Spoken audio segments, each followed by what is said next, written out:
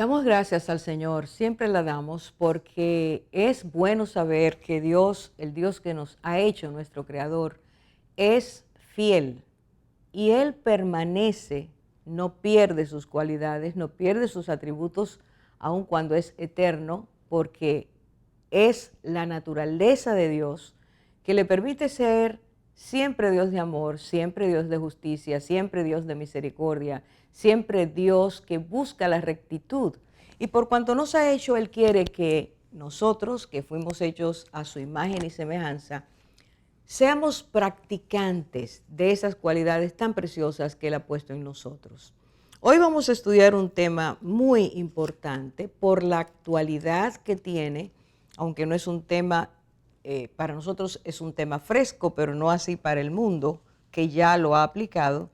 Y ese tema tiene que ver con el aspecto equidad de género, o proyección de género, o identidad de género. Y estamos a punto de empezar a tratar este tema porque hace unos días el señor ministro de Educación, licenciado Antonio Pella Mirabal, firmó la orden departamental número 33-2019, mediante la cual, y ahora cito, se establece como prioridad el diseño e implementación de la política de género en el Ministerio de Educación. Vamos hoy a empezar una serie de estudios que nos permitirán conocer un poco de lo que esto significa, porque a raíz de esta declaración, las opiniones y reacciones en nuestra nación han sido muchas, por supuesto a favor, otras muy en contra, pero el punto es el siguiente: cómo abordar un tema de esta magnitud por las implicaciones y consecuencias que tiene, sin haber preparado al pueblo, darle el conocimiento que necesita, no solo información, sino conocimiento y profundidad en ese conocimiento, a fin de que algo que va a cambiar la cosmovisión de una nación, que va a empujar por imposición el que se piense de otra manera y se acepten cosas que están, entre comillas, hasta este momento, digo hasta este momento porque vamos a estudiarlo, han sido parte de las raíces y están en nuestra naturaleza, sean cambiadas simplemente porque se entiende que es hora de que se cambie. Así que vamos a estar tratando esto. Si usted es papá o mamá o maestro o maestra o tiene amor por los niños, si tiene amor por los jóvenes, trate de mantenerse en sintonía con nosotros y mantenga la línea de estudio que vamos a hacer para tener realmente conciencia de qué significa. Regresamos de inmediato.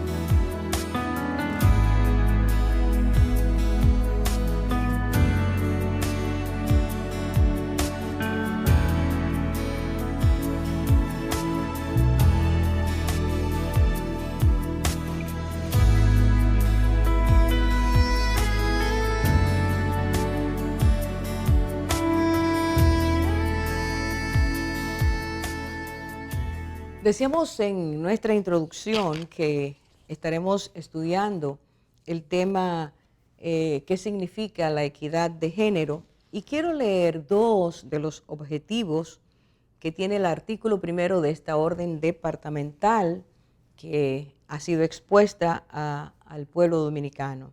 En primer lugar, leo el artículo B que dice propiciar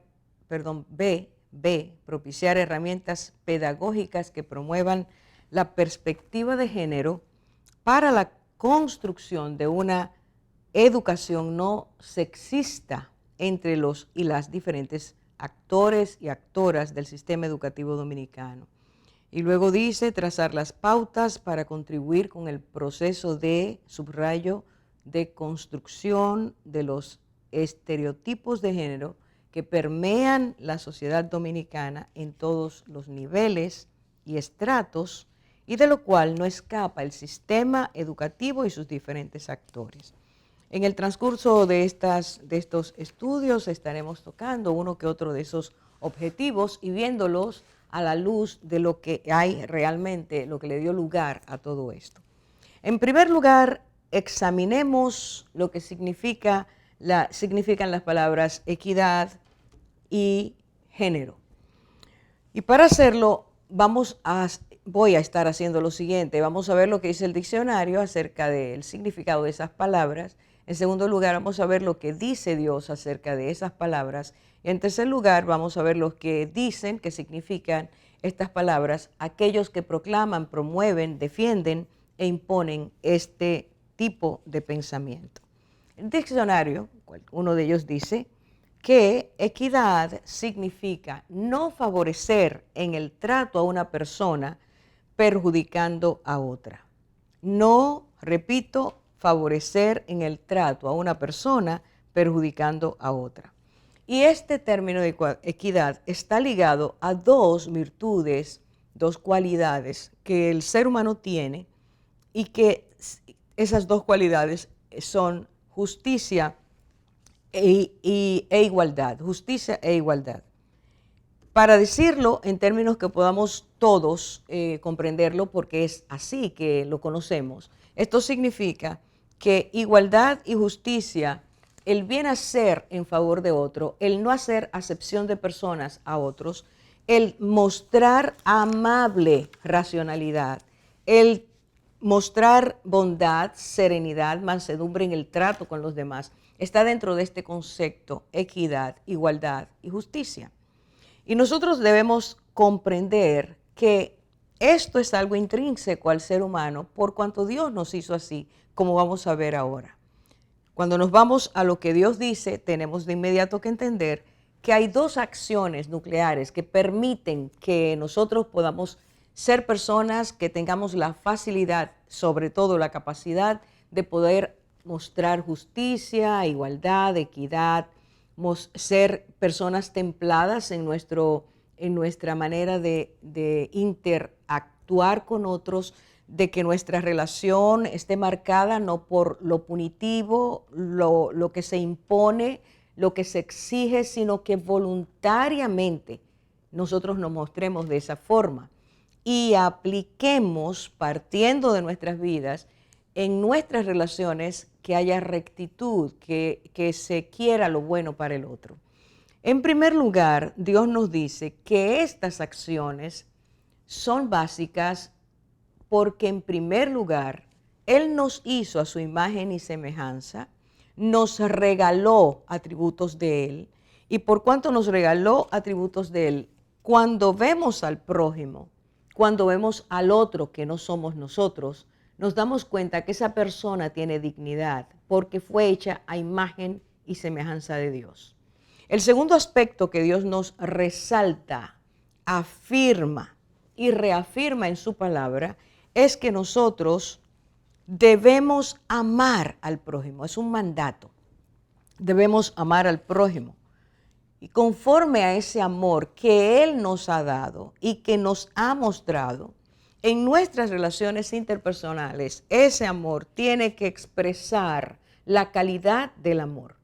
No se trata del amor que cualquiera de nosotros entienda o crea que debe existir partiendo de su propio egoísmo, partiendo de su propia manera de pensar, sino el amor que Dios colocó, volcó en nosotros, puso allí, firmó, partiendo de su amor, para que nosotros, aprendiendo de su amor, podamos darlo a otros.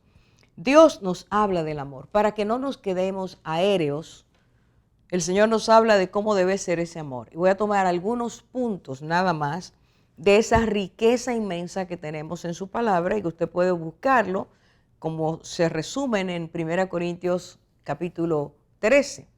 Dice en primer lugar que para Dios, amar es trabajar por el bien de los demás. Trabajar por el bien de los demás. La palabra que usa allí es benigno. La persona que tiene la intención de siempre hacer lo que es bueno para otro.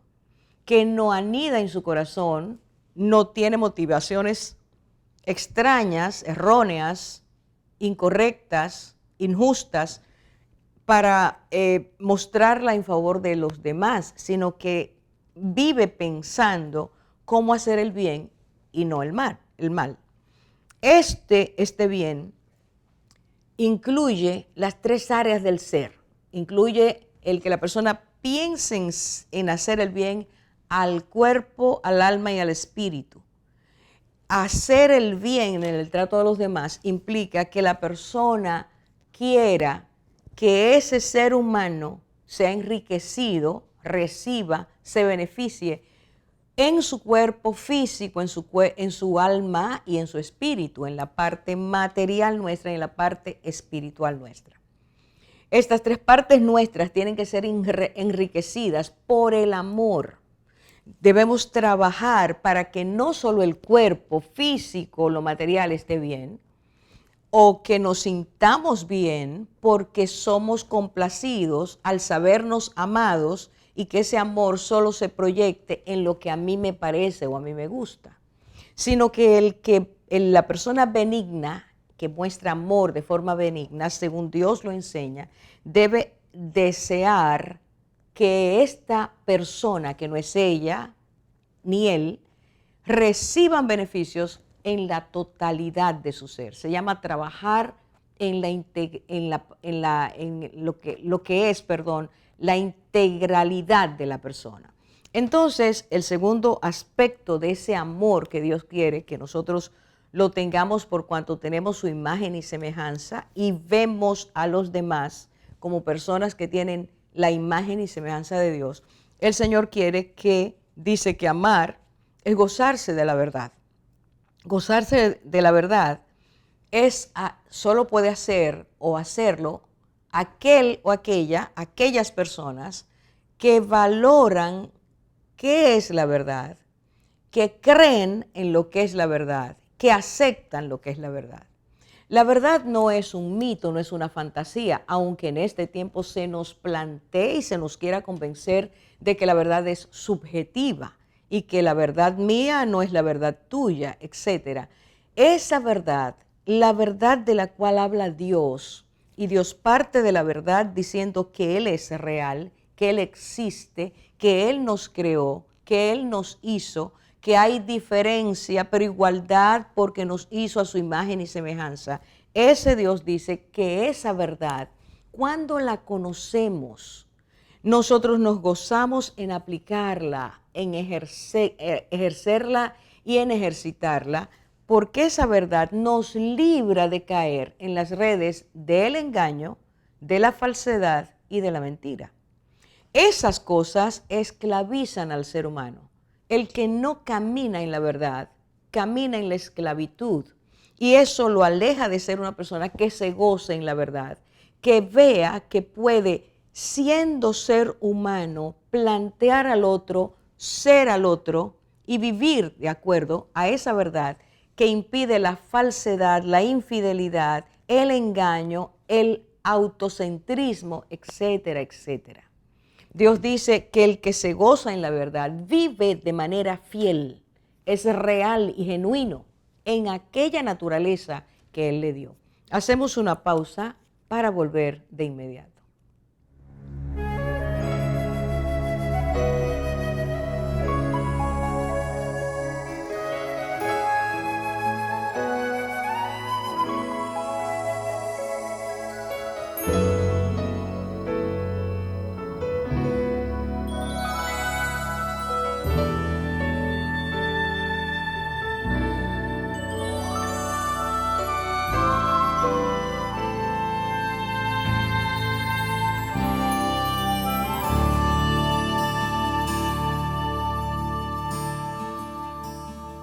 Estamos diciendo que definiendo según lo que Dios nos enseña, lo que es equidad, y decíamos que para Dios la equidad se mueve basándose en primer lugar en que Él nos hizo a su imagen y semejanza, y por lo tanto la persona que nosotros tratamos, conocemos o aún los que no conocemos, deben ser tratados con dignidad. En segundo lugar, Dios dice que el amor es el elemento que nos mueve a ver al otro con equidad, tratarlo con aceptación, tratarlo como ser humano hecho por Dios, respetar ese ser humano.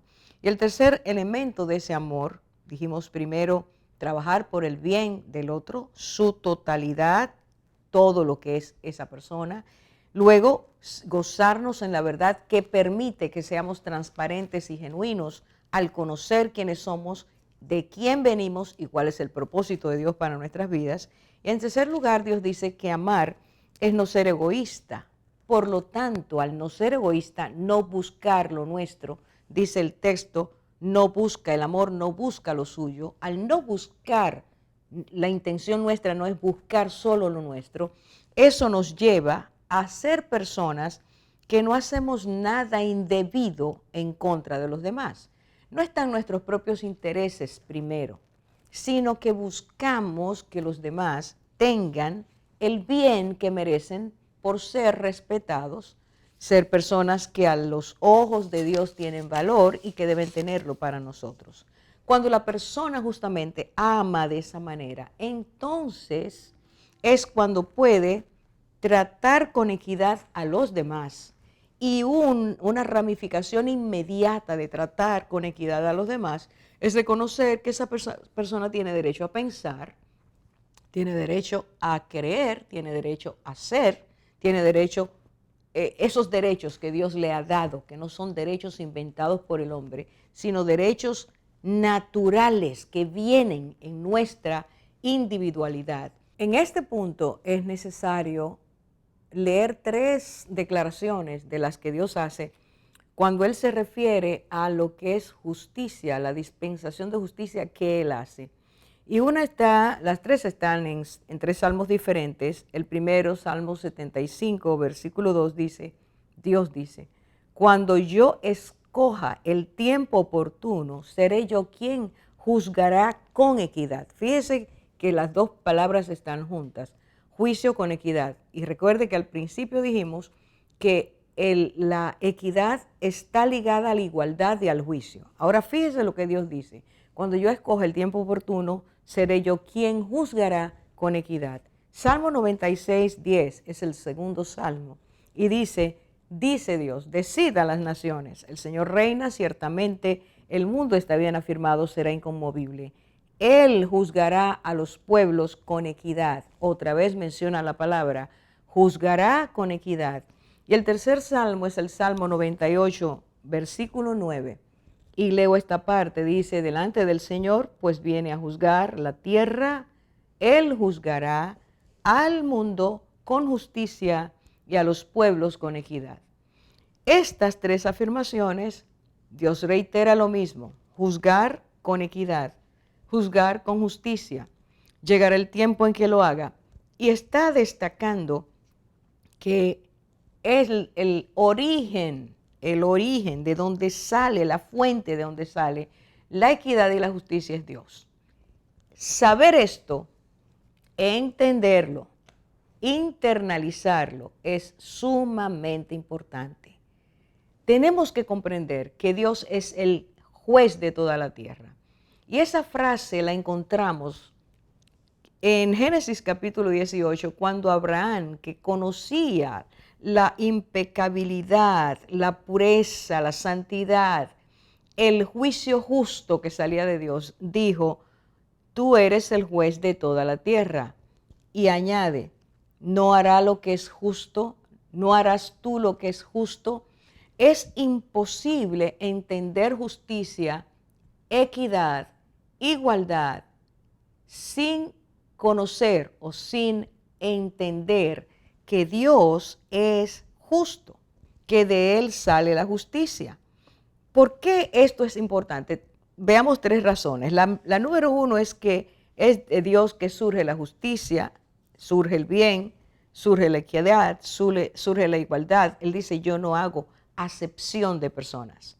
No hago acepción de personas. Eso quiere decir, Dios que nos creó nos ve a todos iguales y nos ve a todos con la naturaleza que Él puso en nosotros y nos ve a todos en la balanza de la igualdad, de la equidad, de la justicia que se aplica con rectitud.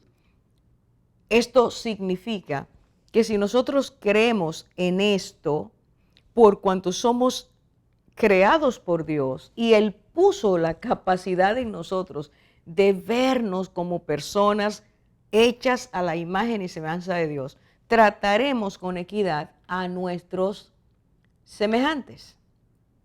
Si hacemos lo que Dios dice, haremos esto. No será un problema ver al otro con respeto, darle la honra que merece por ser una persona hecha a la imagen de Dios. No tendremos ningún problema de que salga en nuestro interior lo que Dios puso en nuestro interior, el amor al prójimo. No será no será algo que hay que imponer para que nosotros lo hagamos, porque si dejamos fluir lo que Dios hizo en nosotros, la naturaleza que Dios nos dio, será fácil que seamos personas justas y que apliquemos equidad. El tercer elemento es que la justicia y la equidad no son conceptos que el hombre se crea, que el hombre inventa. Son conceptos internos, virtudes internas, atributos internos que brotan de forma natural por cuanto Dios creó al ser humano.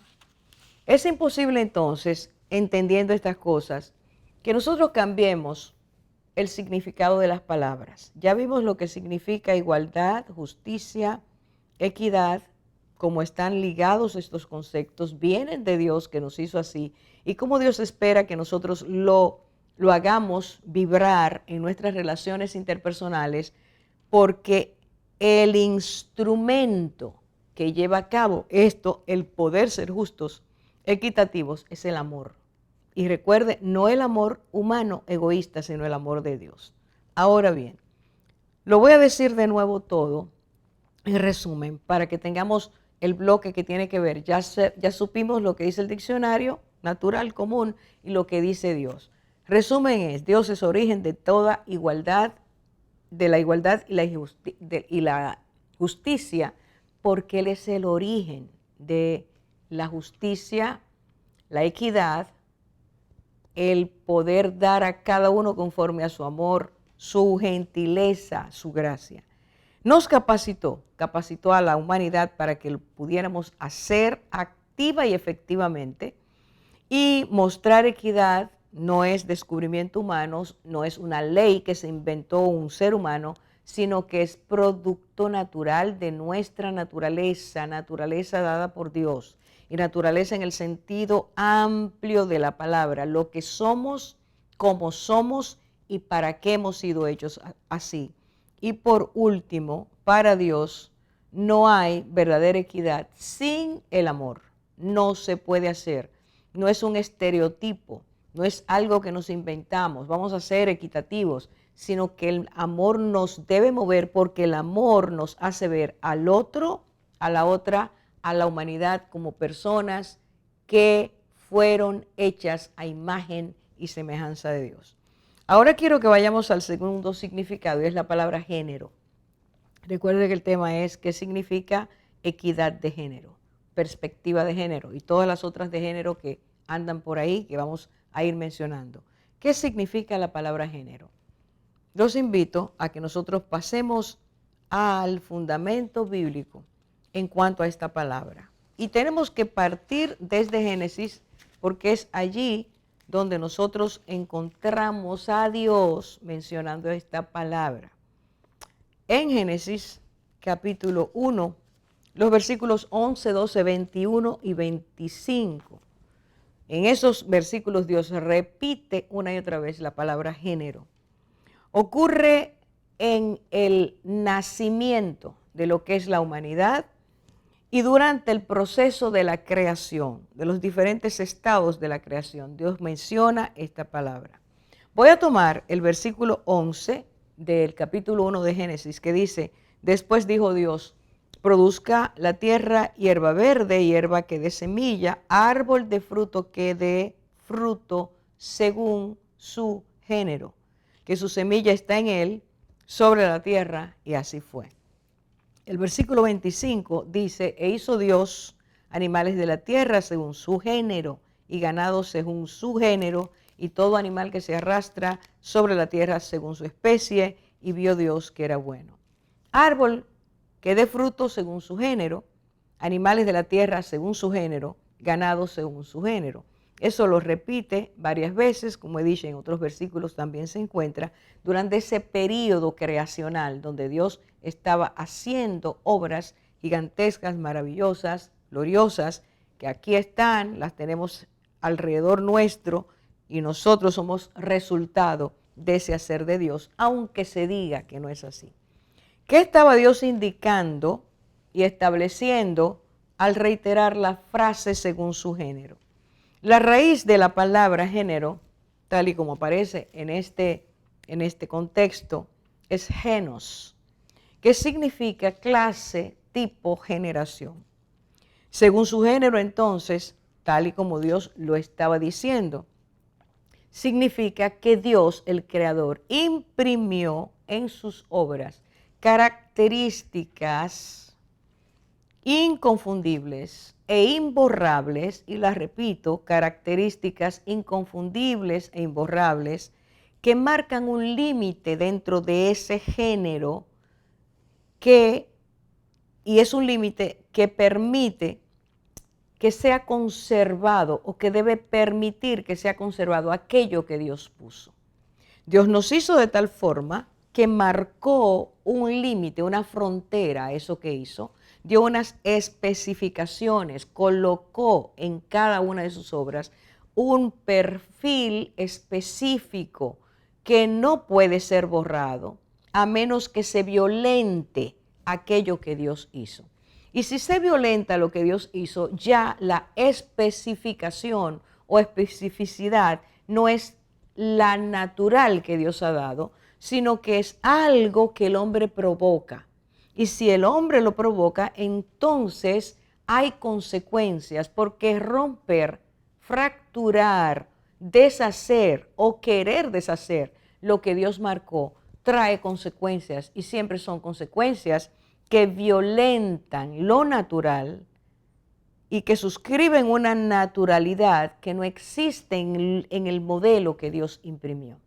Esa palabra género entonces adquiere un valor enorme ante nosotros y en medio de este contexto que está viviendo el mundo, no solo República Dominicana, sino el mundo entero.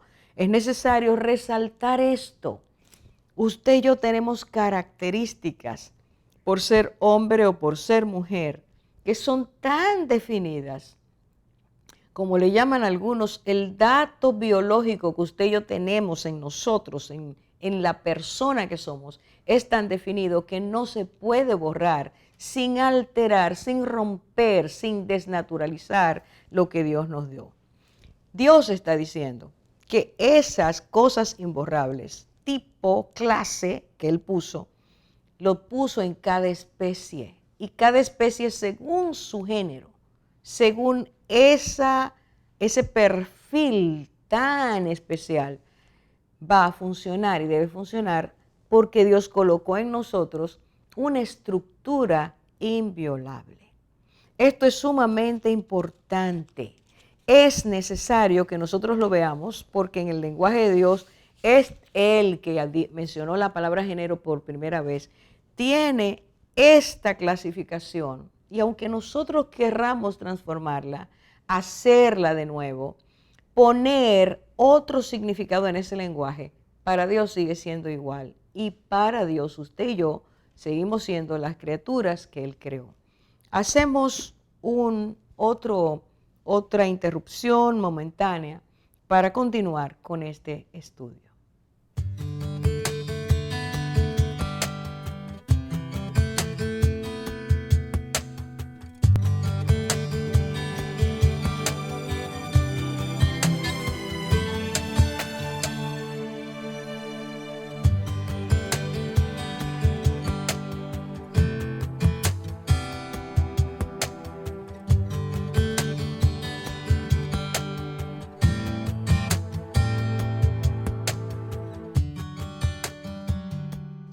Es importante notar que cuando Dios estaba creando las diferentes especies, desde el principio usó artículos y pronombres que tienen que ver con una diferenciación sexual, una identidad sexual entre unas y otras especies o dentro de la misma especie. Por ejemplo, ahí en la palabra de Dios, capítulo 1 de Génesis y siguientes, Dios habla, se refiere a los animales con pronombres que tienen que ver con los monstruos marinos, las aves, las bestias, los animales, etcétera, de la tierra. Así que usa los y las para hacer una diferencia cuantitativa y cualificativa en cuanto a lo que son diferentes. Y además, cuando nosotros vemos que antes de Dios crear al hombre y a la mujer, Dios asigna sexos diferentes o habla de masculino y femenino, varón y hembra, y se refiere a las cosas. Habla de que el árbol, el fruto, los peces, los cielos, de frente a la tierra, la luz, las tinieblas, la luna, está asignando a cosas artículos y pronombres diferentes que tienen que ver con una estructura natural que él está estableciendo aún antes de hablar de hombre y de mujer. Está diciendo, tanto los animales, las aves, los peces, da artículos diferentes para identificar sexualmente que hay una diferencia. Y lo mismo hace cuando habla de las cosas que no tienen sexo, pero las ubica como las y los dentro de esa estructura, repito, natural que él está haciendo. Esto es Dios, el creador, que lo hace desde antes.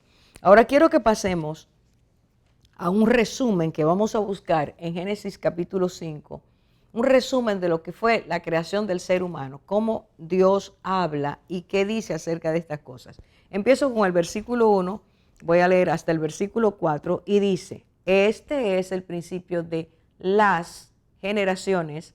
Recuerde que la palabra generación viene de ese genos del que hemos ahorita definido. Generaciones de Adán, el día que creó Dios al hombre, a semejanza de Dios lo hizo. Al hombre Dios lo hizo.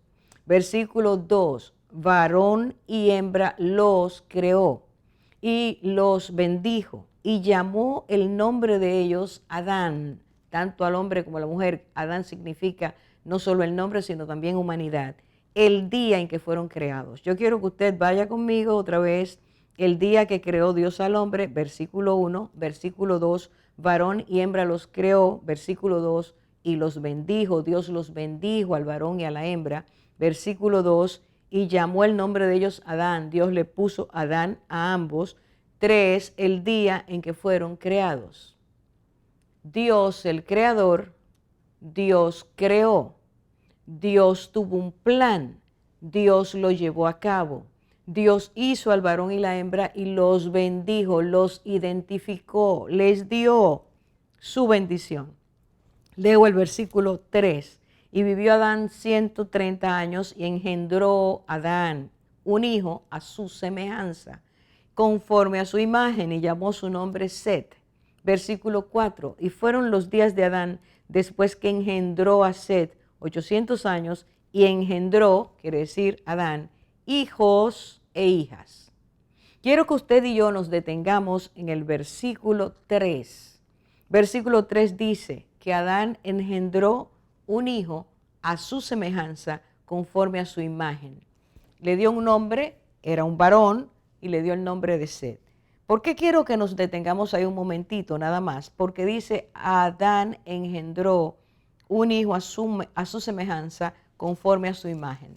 Si usted va conmigo ahora al capítulo 1, dice la palabra de Dios que cuando que llegó el momento de hacer al hombre, Dios dice en el versículo 26, dijo entonces Dios, hagamos al hombre a nuestra imagen conforme a nuestra semejanza. Así que la misma cosa que Dios dice al inicio, antes de crear al hombre, lo vamos a hacer a nuestra imagen, conforme a nuestra semejanza. Es lo mismo que hace Adán. Y lo que está diciendo es que el que inicia la humanidad tiene el mismo esquema, vamos a decir, las mismas palabras que Dios había tenido con él. Lo va a hacer conforme a su imagen. Va a ser un ser humano, conforme a su semejanza. Como ser humano tendría las partes del ser humano, alma, espíritu, cuerpo. No porque Adán tiene el poder de hacer un alma o el poder de hacer un cuerpo, sino porque Dios quiso que los descendientes, la humanidad, usted y yo, fuéramos conforme a ese primer modelo que él hizo, el hombre. Luego llega la mujer, pero el hombre como tal, varón y hembra, hechos por Dios, eso es lo que procrean, varones y hembras, que Dios sopla vida en cada uno de ellos, de nosotros, y entonces podemos reproducirnos de acuerdo a eso que Dios ideó desde el principio. Dice entonces, el resumen hagamos de todo lo que hemos dicho en este bloque de la creación de Dios al hombre y la mujer. Dios es el creador. 2, usted lo va a estar mirando en su pantalla. Creó al hombre a su imagen. 3, y llamó al hombre el nombre de ellos Adán. 4, Adán significa humanidad. 4, y ese hombre primero, llamado por Dios Adán, engendró hijos e hijas. Hijos e hijas. Varón y hembra los creó. Desde el principio los creó sexualmente diferentes. Desde el principio los creó iguales en cuanto a semejanza, imagen de Dios, semejanza de Dios, pero diferentes sexualmente. Dios nos hizo sexualmente diferentes, varón y hembra nos creó. En Marcos capítulo 19, Mateo capítulo 19, cuando el Señor fue abordado por algunos de los fariseos de ese tiempo, el tema era el divorcio en ese momento, Jesús respondió, dice, Jesús respondiendo les dijo, ¿no habéis leído que el que los hizo al principio, varón y hembra los hizo? ¿No habéis leído que el que los hizo al principio, varón y hembra los hizo? Cristo, el verbo de Dios hecho carne, viene a decirnos, a reiterarnos, a recordarnos que el que los hizo al principio, Dios, varón y hembra los hizo. Él está diciendo a un grupo de personas que habían leído eso mucho, ustedes no han leído eso. Ustedes no recuerdan que el que los hizo al principio los hizo varón y hembra. En Marcos 10, el relato de Marcos acerca de este mismo incidente, Marcos 10, 6 dice, pero al principio de la creación, varón y hembra los hizo Dios. Y ahora Marcos recalca más, ¿quién es el creador? Dice, Dios es el creador. Y al principio de su creación, cuando hizo al varón y hembra, los hizo de esa manera. Está diciendo, hay una firma que autoriza la creación y ese que ha firmado es Dios. Dios es el autor. Y el autor dice, los hice varón y hembra desde el principio, no después. No fueron los babilonios que le pusieron varón y hembra al hombre y a la mujer. No fueron los asirios, no fueron los medo-persas, no fueron los romanos, no fueron los griegos antes que los romanos. Fue Dios, porque Dios es el autor del varón y hembra, y aunque son sexualmente diferentes, Dios los hace iguales porque les regala a ambos su imagen y semejanza. Vamos a hacer una pausa para en el próximo segmento concluir este primer estudio acerca del tema básico general que es qué significa equidad de género. Ahora regresamos.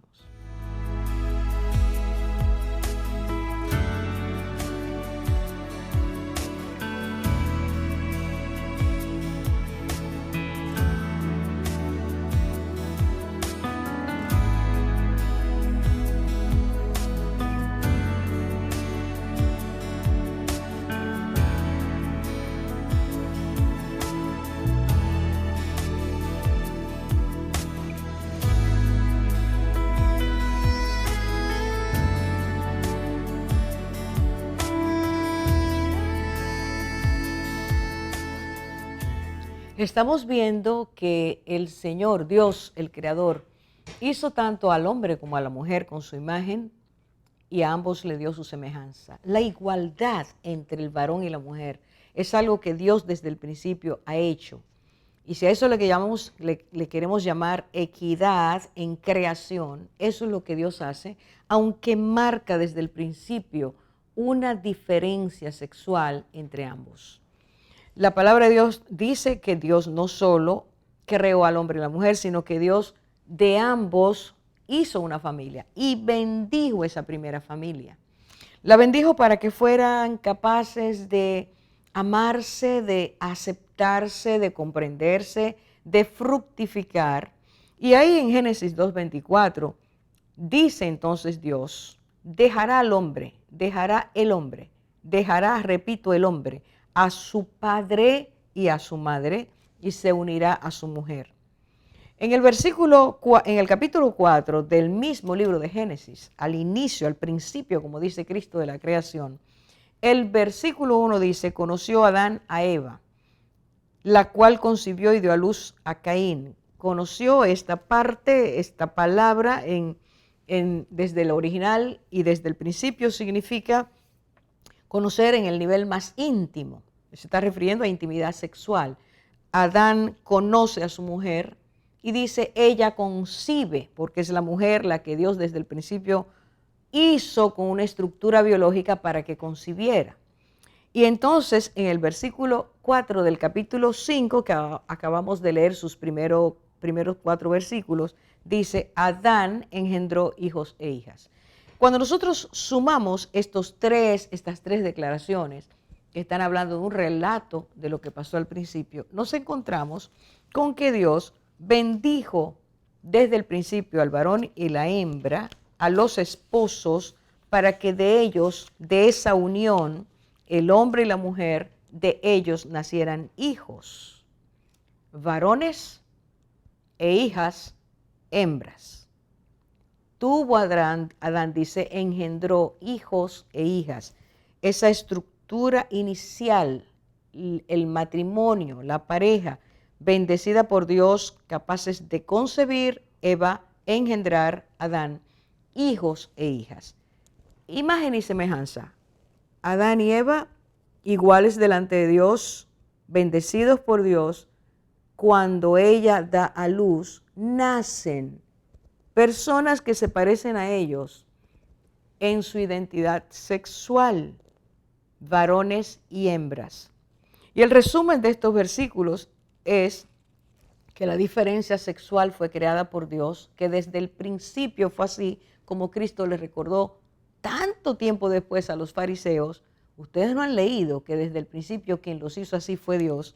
Y entonces, si tomamos esto, es necesario decir, contextualizando el tema que estamos tratando, que si partimos de la frase equidad de género, tal y como Dios lo hace, su significado original debería ser tratar con imparcialidad, serenidad, amable bondad, justicia y moderación, tanto al hombre como a la mujer.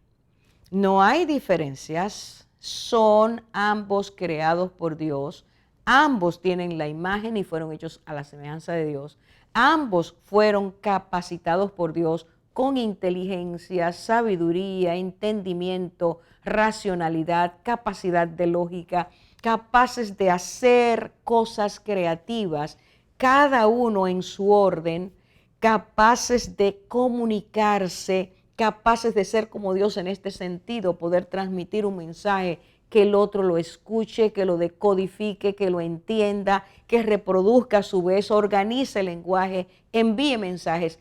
Todas esas facultades intelectuales y facultades espirituales, darse cuenta de que Dios es el creador, ambos darse cuenta de que no fueron hechos por ellos mismos, sino que Dios los creó, darse cuenta de que pueden procrear, de que pueden seguir llenando la tierra como Dios les indicó. Todas esas capacidades Dios las dio desde el principio, pero hizo dos personas diferentes. Y en la suma, en el encaje de esas dos personas, está la humanidad. Eso es ser humanos. Poder saber que en la fructificación cada persona que nace trae las características que Dios les regaló a ese primer hombre y esa primer mujer.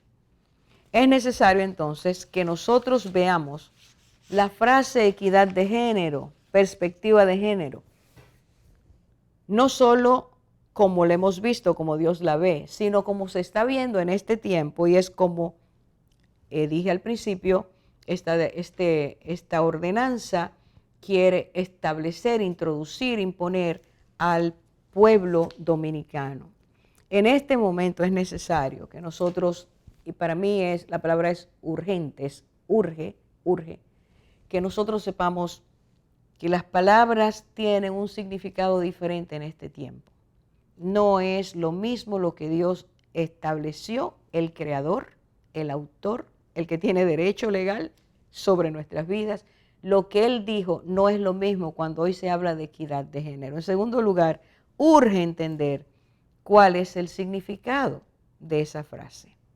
Y urge discernir la intención y el alcance de lo que esto significa. Se lo voy a repetir. Urge saber qué significa equidad de género, muy diferente a lo que hoy nosotros estamos oyendo, es lo que Dios dijo. Y lo que Dios, por mantener nuestra naturaleza, sigue diciendo. El que mantiene nuestras vidas. Aquel, como Daniel le dijo al rey Belsasar en aquel tiempo, el que tiene tu vida en sus manos. Es a ese que tenemos que escuchar. Pero también tenemos que saber discernir.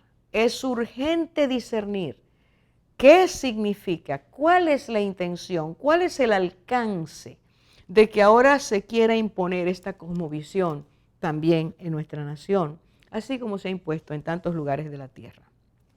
Necesitamos conocer esto. En este segundo estudio que tendremos vamos a entrar directamente a de dónde surge esto, quiénes han sido los ideólogos de esto, sobre todo quiénes han sido mujeres ideólogas de esto, y qué es lo que hoy se pretende al hacer esto. Porque si usted es papá, mamá, tío, tía, abuelo, abuela, maestro, maestra, si usted es un ser humano, tiene que saber qué está pasando en nuestro mundo, por qué se hace y hacia dónde nos quieren llevar. Todo cambio de cosmovisión amerita un estudio de ella, amerita ser comprendida, conocida, de forma que cuando usted diga sí quiero eso, usted sepa qué está diciendo, a qué está asumiéndose, qué es lo que a partir de ese momento usted afirma, declara y cómo va a vivir a partir de ese momento. No podemos imponer algo sin educar.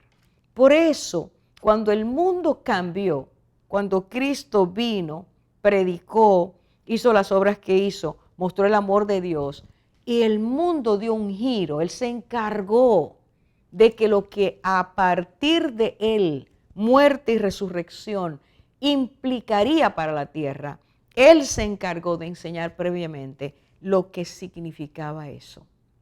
El Señor decía, si alguno quiere venir en pos de mí, tiene que ser de esta manera y hacer esto. No nos engaña, nos dice cuáles son sus demandas, porque un cambio de naturaleza implica que sepamos a qué nos estamos abocando, qué se requiere de nosotros, cómo vamos a empezar a pensar, a ser y a hacer a partir de ese cambio. Es necesario sobre todo porque los niños son los que van a estar inmersos en esa nueva, entre comillas, nueva, porque ya tiene muchos años en otros lugares, ideología. Es necesario que lo sepamos. Por eso empezamos con qué dice Dios. En el próximo estudio vamos a estar mirando qué dicen ellos para que usted sepa a qué se refiere esta ordenanza y todas las cosas que van a ir saliendo a partir de ahí. Yo quiero terminar este estudio yendo a el libro de Proverbios, al libro de Proverbios y leyendo en el versículo 1, lo siguiente. En el versículo 7, capítulo 1, versículo 7 dice, el principio de la sabiduría es el temor de Jehová. Los insensatos desprecian la sabiduría y la enseñanza. El versículo 29 dice, por cuanto aborrecieron la sabiduría y no escogieron el temor de Dios, ni quisieron mi consejo y menospreciaron toda reprensión mía, comerán del fruto de su camino y serán hastiados de sus propios consejos. Quiero hacer un poquito nada más, hacer una explicación sucinta, corta de esto, para dejarlo como punto final de este primer estudio. Dios dice que el principio de la sabiduría, el origen y lo que da sentido y propósito a la sabiduría, a la verdadera sabiduría, es el temor de Jehová. ¿Qué significa el temor de Jehová? Significa reconocer que Dios nos hizo y no nos hicimos nosotros a nosotros mismos.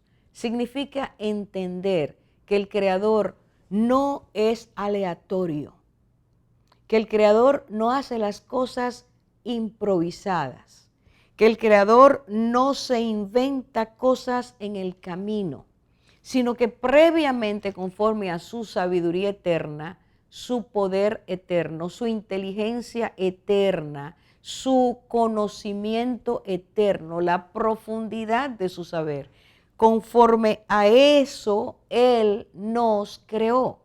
El diseño de Dios es un diseño que Él planeó en su eternidad perfecta y un día puso ese plan a ser ejecutado.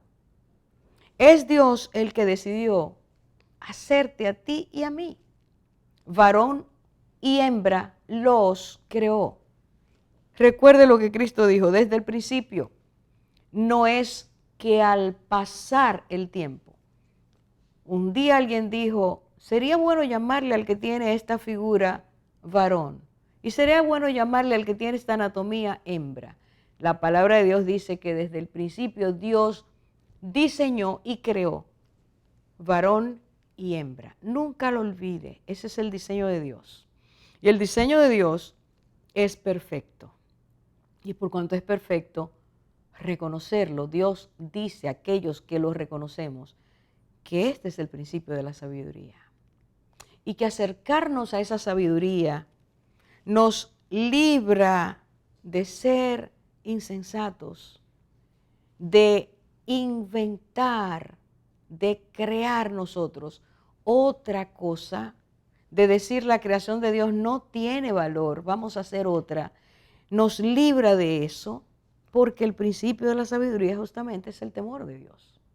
Es decir sí a lo que Dios ha dicho, es aceptar lo que Dios ha dicho, es entender que lo que Dios ha hecho y dicho es para bien de nuestras vidas, porque Él los bendijo desde el principio.